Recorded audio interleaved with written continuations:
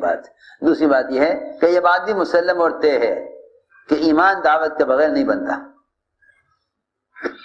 کیونکہ اس زمانے میں ہم صحابہ کے معمول اور صحابہ کرام کی زندگی اور ان کے طریقہ عمل سے دور چلے گئے، اس لیے ان باتوں سے اشکال ہوتا ہے، ان باتوں سے اشکال ہوتا ہے. حالانکہ حقیقت یہی ہے کہ دعوت کے بغیر ایمان نہیں بنتا، پکی بات ہے. علماء نے لکھا ہے کہ جو شخص اپنی ذات کی درستگی میں مشغول ہے، ہر وقت اپنے نفس کا محاسبہ کرنے اور ہر وقت عبادت، ذکر، تلاوت، اعمال انفرادی میں مستقل مشغول ہے اور ہر وقت اپنے نفس کی اصلاح میں لگا ہوا ہے، لیکن دوسروں کو عملی طور پر آمادہ نہیں کرتا، فرمایا کہ اس کا ایمان کامل نہیں ہوگا. اس کا ایمان کامل نہیں ہوگا. ایمان کی تکمیل دوسروں کا اعمال پر آمادہ کرنے میں ہے. تأمرون بالمعروف وتنہون عن المنکر وتؤمنون باللہ. دوسروں کو ایمان اعمال صالحہ پر آمادہ کرنے میں اس کے ایمان کی تکمیل ہے. اپنی ذات سے یہ چاہے اپنی ذات کی درستگی کی کتنی بھی فکر کر لے، لیکن اس سے ایمان کامل نہیں ہوگا. ایمان کی تکمیل دوسروں کا اعمال پر آمادہ کرنے میں ہے. ایمان کی تکمیل دوسروں کا اعمال پر آمادہ کرنے میں ہے. اپنی ذات سے یہ چاہے کتنا بھی اچھا عمل کر لے، لیکن دوسروں کا آمادہ کیے بغیر اپنے ایمان میں کمال پیدا نہیں کر سکتا. یہ لکھا ہے علماء نے. اس لیے ہمیں چاہیے کہ خود ایمان کو اللہ سے مانگیں، اس لیے کہ دو کام ہوا کرتے ہیں. ایک اس کی عملی کوشش اور محنت، پھر اس پر اللہ تعالی سے اس میں حقیقت دعا کے ذریعے مانگنا. اس لیے ایمان مسنون دعا میں بہت مانگا گیا ہے. ہم تو مسنون دعائیں بھی صرف وہی یاد رکھتے ہیں جس میں دنیا مانگی گئی ہے. مسنون دعائیں بھی وہی یاد ہیں جس میں حجی قرضے کی دعا بتا دو، مقدمے کی دعا بتا دو، بیماری ہو گئی اس کی دعا بتا دو. جو حال آتا ہے مسلمان پر اس حال سے متعلق دعا مانگتا ہے، اس حال سے متعلق دعا کی تحقیق کرتا ہے. جی ہاں، حالانکہ جس ایمان کے بگڑ جانے کی وجہ سے سارے حالات آ رہے ہیں، اس ایمان کے بننے کے لیے دعا نہیں مانگتا. لوگوں کو معلوم بھی نہیں کہ ایمان سے متعلق مسنون دعائیں کتنی ہیں، ایمان سے متعلق مسنون دعائیں کس قدر ہیں. یاد، کیونکہ بیماریوں کو مصیبت اور کھانے پینے کی چیزوں کو نعمت یہ سمجھتے ہیں لوگ. بس ایمان کو نعمت سمجھنے کا تو خیال ہی نہیں آتا. حالانکہ سب سے بڑی نعمت ہے ایمان ہے. جی ہاں، کیونکہ سب سے بڑی مصیبت کفر اور شرک ہے. کفر اور شرک سب سے بڑی مصیبت ہے، کیونکہ آخرت کا جتنا بھی عذاب ہے، ہمیشہ کا عذاب وہ کفر اور شرک پر ہے، اور ہمیشہ کی نعمتیں ایمان پر ہیں. اس لیے اس زمانے میں مسلمان صرف دنیا کی نعمت، کھانے پینے کی چیزوں کی نعمت اور مصیبت اور بیماریوں کو اور مقدمات اور پریشانیوں کو مصیبت سمجھتا ہے. حالانکہ سب سے بڑی مصیبت دنیا میں کفر ہے اور سب سے بڑی نعمت دنیا میں ایمان ہے. اس لیے ایمان کو مانگا گیا ہے مسنون دعاؤں میں.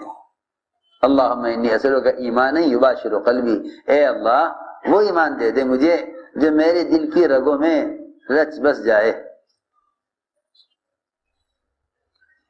جو میرے دل کی رگوں میں رچ بس جائے. ایسا مجھے ایمان چاہیے، ایسا ایمان چاہیے جو میرے دل کی رگوں میں رچ بس جائے.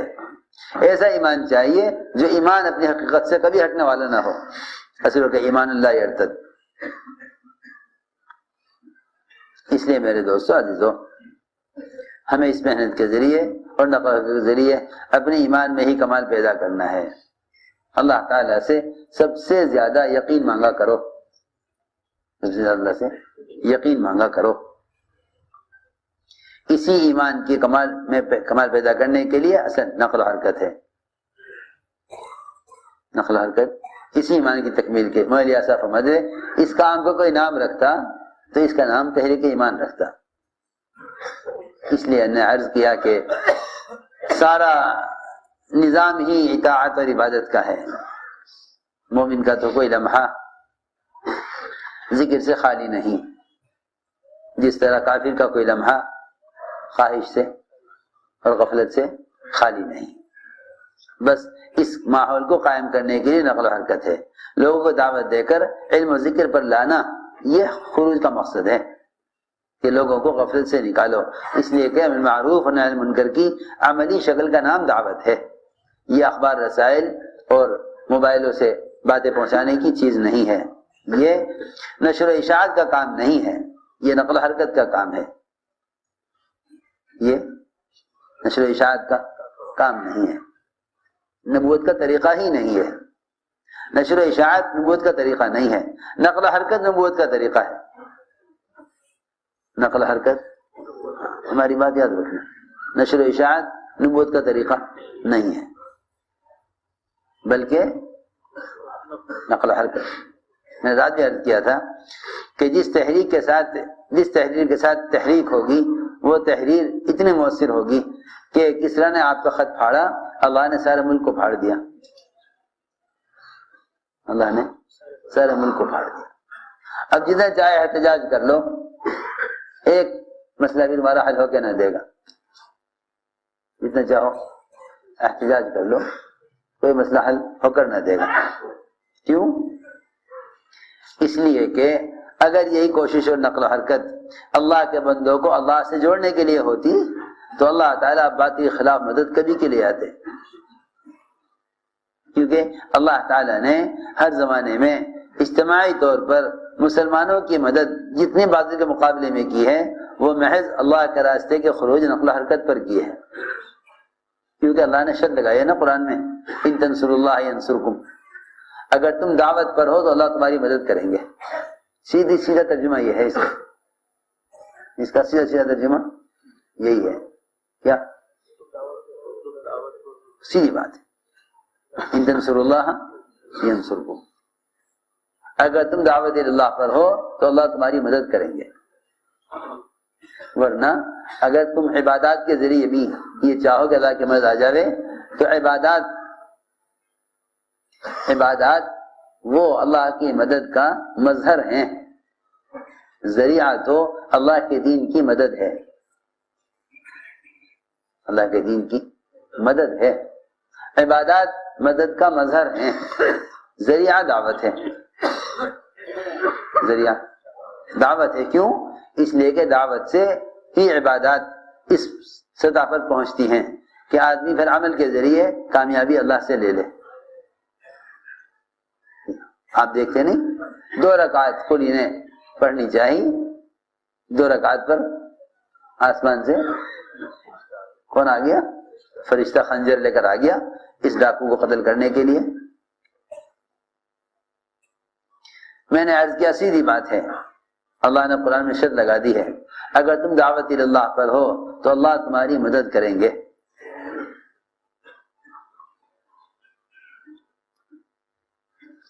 کیونکہ دعوت اللہ کو ہی دین کی نصرت کہتے ہیں. اس بات کے زمانے میں سمجھنا بہت مشکل ہے. دعوت اللہ کو ہی اللہ کی نصرت، اللہ کی دعوت اللہ کو ہی دعوت اللہ کیونکہ کہ یہی دین کی نصرت ہے اور اسی پر اللہ کی طرف سے مدد کا وعدہ ہے. کیونکہ حدیث میں آتا ہے کہ مدد کرو ظالم کی بھی مظلوم کی بھی. سمجھ آئی نا بات؟ مدد کرو ظالم کی بھی مظلوم کی بھی. صحابہ نے عرض کیا کہ یا رسول اللہ ظالم کی مدد کیسے کریں؟ مظلوم کی مدد کرنا تو سمجھ میں آتا ہے کہ بھئی مظلوم کی مدد کی جاوے. اس کا کسی نے مال چھین لیا، ہم اس کو مال دے کر مدد کریں. اس پر کسی نے ظلم کیا ہے، ہم اس کا حق دلوائیں. لیکن ظالم کی مدد کیسے کریں؟ آپ نے فرمایا کہ اس کو ظلم سے روکنا اس کی مدد ہے. معلوم ہو گیا کہ نصرت صرف مالی امداد کو نہیں کہتے، کیونکہ مالی امداد کا تعلق مسلمان کی ذات سے ہے اور دین کی محنت کا تعلق اسلام کی نصرت سے ہے. دعوت اسلام کی نصرت ہے، دعوت اسلام کی نصرت ہے، مالی امداد کرنا مسلمان کی نصرت ہے۔ ہم مسلمان کی نصرت کرنے کو اسلام کی نصرت سمجھ رہے ہیں، مسلمان کی نصرت کرنے کو اسلام کی نصرت سمجھ رہے ہیں، بس یہ غلطی ہے، ورنہ مسلمان کی نصرت تو غیر مسلم بھی کرتے ہیں، بے شمار کرتے ہیں، ساری دنیا میں کرتے ہیں۔ جہاں ملک کی سطح پر کوئی مصیبت، کوئی زلزلہ، کوئی سیلاب آ جائے، وہاں غیر مسلم حکام مسلمانوں پر بھی کبھی خیال کرتے ہیں، یہ کوئی ایسی چیز نہیں ہے۔ لیکن کوئی غیر مسلم اسلام کی مدد نہیں کرے گا، ہم مسلمان کی مدد کر دے گا۔ معلوم ہوا کہ مسلمان کی مدد کے لیے اسلام شرط نہیں، لیکن اسلام کی مدد کے لیے اسلام کی مدد شرط ہے۔ مسلمان کی مدد کے لیے اسلام شرط نہیں، غیر مسلم بھی مسلمانوں کی مدد کرتے ہیں۔ اسلام کی مدد کے لیے تو اسلامی شرط ہے کہ غیر مسلم اسلام کی مدد نہیں کرے گا۔ اس زمانے میں اگر کوئی غیر اسلامی ممالک کی مدد کر دیتے ہیں مالی، تو وہی سمجھتے ہیں کہ ہم اسلام کی مدد کر رہے ہیں، اور وہ سمجھتے ہیں کہ انہوں نے ہمارے مسلمانوں کی مدد کی، اسلام کی مدد کی، حالانکہ یہ اسلام کی مدد نہیں ہے، مسلمان کی مدد ہے، اور مسلمان کی مدد سے اسلام قائم نہیں ہوگا، مسلمان کی مدد کرنے سے اسلام قائم نہ ہوگا، وہ تو اسلام کی مدد کرنے سے اسلام قائم ہوگا۔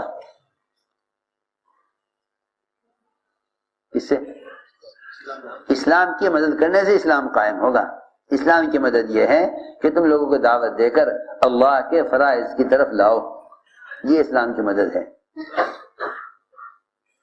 دیکھو تو صحیح، اگر مسلمانوں کو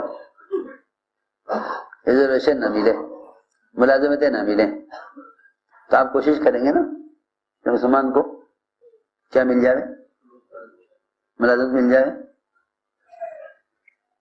اور ادھر کیا فرما رہے ہیں حضرت عمر رضی اللہ تعالیٰ عنہ، حضرت عمر یہ فرما رہے ہیں بے ہوشی کی حالت میں نیزہ لگا ہوا ہے، معدے تک پہنچا ہوا ہے، اور وہ یہ کہہ رہے ہیں کہ جو مسلمان نماز چھوڑ دے اس کا اسلام میں کوئی حصہ نہیں ہے۔ تو جب مسلمان کا اسلام میں کوئی حصہ نہیں، تو جو مسلمان فرائض پر نہیں لایا جائے گا، وہ دنیا میں رہ کر اسلام سے اپنا حصہ کیسے لے سکتا ہے؟ میری بات سمجھ میں آ رہی؟ ہاں، اس لیے میں کہہ رہا ہوں کہ مسلمان کے لیے حکام میں جا کے کوشش کر لینا کہ بھئی ان کو ان کا حق دو، ان کو ان کی ریزرویشن دو، اور ان کو راشن بھی دو، ان کو ریزرویشن بھی دو، یہ ساری شکلیں، اس میں مسلمان کو دنیا سے حصہ کیسے مل سکتا ہے جب مسلمان کا نماز چھوڑنے کی وجہ سے اسلام میں کوئی حصہ نہیں ہے؟ یہ آسان بات ہے۔ اور اگر چاہتے ہو کہ اسلام میں حصہ نہ ملے، دنیا سے حصہ مل جاوے، کہ دنیا سے مسلمان حصہ لے ہی نہیں سکتا، کیونکہ دنیا تو ہے ہی غیروں کے لیے۔ مسلمان کو تو دنیا سے دنیا جب ملے گی جب وہ دین پر پورا آ جائے، وہ دین پر پورا آ جائے، اللہ تعالیٰ تمکن بھی دے دیں گے، توطن بھی دے دیں گے۔ مسلمان کو دونوں چیزیں حاصل نہیں، نہ تمکن حاصل نہ توطن حاصل۔ جی ہاں، نہ قبضہ نہ وطن، ہاں، نہ قبضہ نہ وطن، جی ہاں۔ جب تک مسلمان دین پر نہ آئے گا، مسلمان نہ کو نہ تمکن ملے گا نہ توطن ملے گا۔